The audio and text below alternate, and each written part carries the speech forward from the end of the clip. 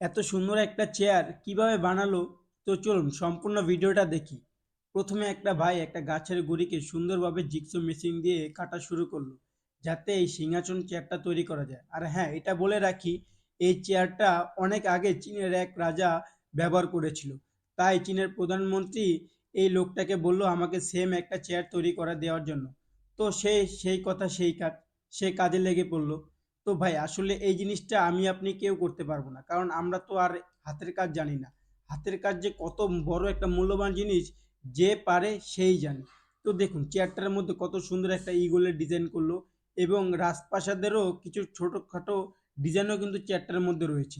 তো আপনারা একটাবার আইডিয়া করুন, এই চেয়ারটার দাম কত হতে পারে? আমার তো মনে হয় মিনিমাম 1 থেকে 1.5 কোটি টাকা হওয়া উচিত, কারণ এত সুন্দর হাতের নকশা দ্বারা এই চেয়ারটা তৈরি করা হয়েছে, যা আমি আপনি কেউ করতে পারবো না। আমরা চাইলে কোনো শোরুমে এটা পাবো না। কিভাবে পাবো ভাই? কারণ এই জিনিসটা করার জন্য এত দক্ষ কারিগর মনে হয় না আমাদের বাংলাদেশে কেউ আছে। এটা চীনেই সম্ভব। তো চীন তাদের বুদ্ধিমত্তা দ্বারা এত এগিয়ে গিয়েছে, কারণ তারা চাইলে সব কিছুই করতে পারে। হ্যাঁ, তারা কৃত্রিম চাঁদ উৎপাদন করেছে, তারা মাটি ছাড়া আলু তৈরি করে দেখেছে। বা এটা কিভাবে সম্ভব? হ্যাঁ, এটা সম্ভব কারণ তারা প্রযুক্তি দিয়ে অনেক কিছুই তৈরি করেছে।